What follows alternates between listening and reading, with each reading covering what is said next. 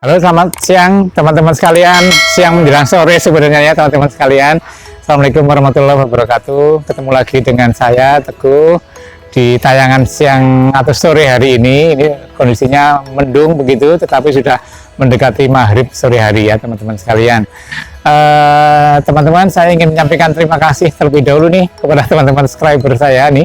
Sudah bukan main, jumlahnya meningkat sangat tajam, dan saya senang karena bisa berbagi, dan juga teman-teman sekalian juga bisa lebih berbagi lah kepada teman-teman yang lainnya ya teman-teman sekalian. Jadi sore hari ini saya ingin cerita atau mengupas sedikit tentang umur sel darah merah, sel darah putih ataupun umur trombosit. Khususnya adalah terkait nanti dengan bagaimana kalau kemudian sel yang darah yang ditransfusikan pada seseorang itu kemudian berfungsi berapa lama gitu teman-teman. Jadi begini, jadi pertama saya ingin cerita sedikit bahwa umur sel darah kita itu kan beda-beda ya. Kalau saya mungkin pernah menyampaikan di tayangan sebelumnya juga mungkin ya, kalau sel darah merah itu umurnya paling panjang teman-teman, dia sampai 120 hari dalam tubuh kita gitu ya. Jadi dari mulai diproduksi, dibuat, kemudian dia akan beredar di tubuh kita, dia akan bertahan sampai 120 hari kemudian untuk mati gitu. Nah, bagaimana sel yang lain? Trombosit misalnya, kalau trombosit beda. Trombosit itu umurnya hanya sekitar 10 sampai 11 hari. Maksudnya dia dalam 11 hari sudah mati, sudah ganti yang baru. Jadi produksinya lebih cepat otomatis. Nah, bagaimana sel darah putih? Sel putih lebih cepat lagi teman-teman. Bahkan ada yang bilang sel putih itu hanya bertahan 1 atau 2 hari sebenarnya ya. Jadi oleh karena itu artinya apa? Artinya dia harus produksi secara terus menerus gitu. Nah, cuma sebenarnya yang sel yang paling terkait dengan biasanya diberikan sebagai donor kepada seseorang pasien itu adalah kan sel darah merah dan trombosit. Kalau sel darah putih sebenarnya malah dihindari. Maksudnya pada saat kita memberikan darah untuk transfusi kepada seseorang, maka kita menghindari adanya kontaminasi atau adanya sisa-sisa sel darah putih sebenarnya teman-teman. Jadi kalau kita lihat itu, maka sebenarnya yang kita utamakan adalah sel darah merah dan sel trombosit. Nah teman-teman, umurnya apakah sama atau beda? Tentu saja beda teman-teman. Maksudnya begini, kan kalau kita diambil darahnya waktu donor, kemudian diolah menjadi sel darah merah, PRC misalnya namanya ya, packed red cell begitu ya, itu kan isinya plasma sebagian karena untuk makanan, dan ada sebagian sangat besar adalah sel-sel darah merah atau eritrosit. Nah, sel ini di tubuh kita, kalau di tubuh donornya kan umurnya 120 hari.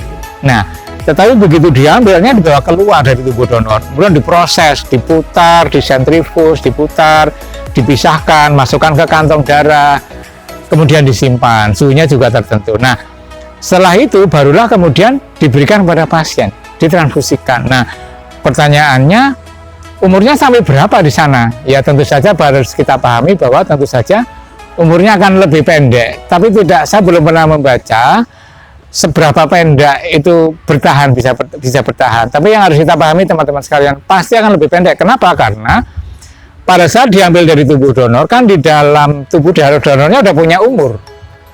Waktu kita ambil kan kita nggak bisa memilih ambil yang umurnya 1 hari semua, kan nggak bisa. Yang kita ambil ya semua. Artinya semua itu pasti ada yang umurnya sudah mungkin hampir 120 hari, mungkin udah tua. Ada juga yang masih setengah muda, ada yang masih muda banget, jadi campuran.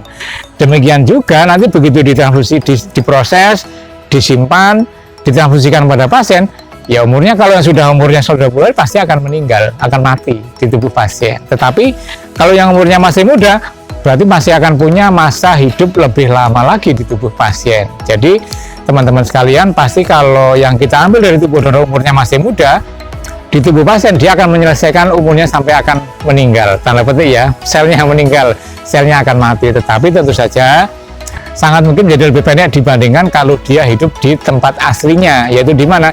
Yaitu di tempat donornya. Nah, karena di tubuh pasien, maka dia umurnya juga tidak akan sepanjang persis dengan pada saat umurnya di tubuh donor.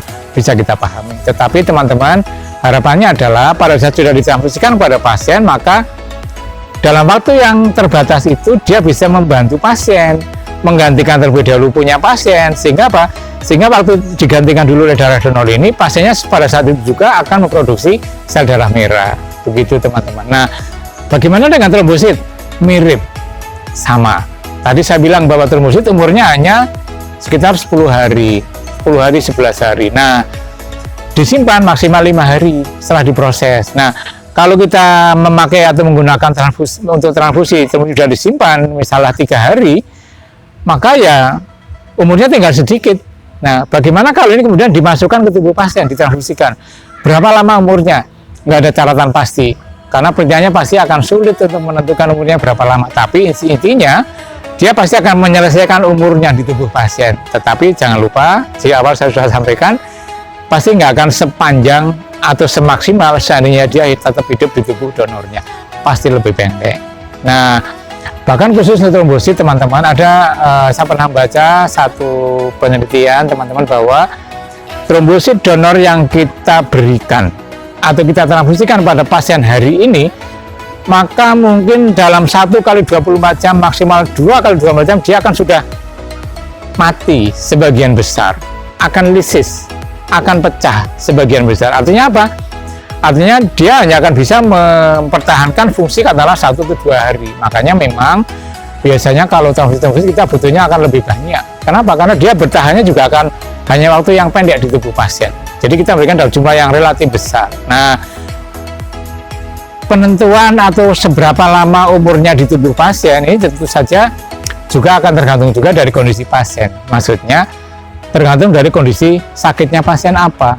Contoh, kalau pasiennya adalah pasien yang melahirkan, tidak ada gangguan penyakit apapun, maka sebenarnya ya kondisinya adalah fisiologis namanya, standar. Sehingga apa? Sehingga mungkin waktunya akan lebih panjang bertahannya, eritrosit maupun trombosit akan lebih panjang dibandingkan kalau pasiennya punya sakit, misalnya apa? Sakitnya misalnya memiliki penyakit keganasan, ya misalnya, atau pasien yang memiliki penyakit autoimun. Nah, pada pasien ini mungkin baru 24 jam atau 48 jam sudah eritrositnya sudah lisis juga, karena kondisi pasien yang memang memiliki kondisi atau keadaan autoimun, sehingga kadang-kadang dia akan butuh transfusi yang secara berulang. Begitu ya teman-teman sekalian, sedikit tambahan informasi ini mudah-mudahan menambah wawasan. Saya selalu update, selalu menyampaikan hal yang sepele-sepele seperti ini, tapi kadang-kadang bisa menambah pengetahuan kita bersama. Begitu teman-teman sekalian, terima kasih sudah menikmati menonton tayangan kami ini, tayangan saya ini, dan jangan lupa subscribe atau like ataupun komen, dan jangan lupa share ke teman-teman yang lain supaya manfaatnya lebih dirasakan lebih banyak teman lain lagi yang merasakan. Begitu ya teman-teman, selamat sore, terima kasih, ciao.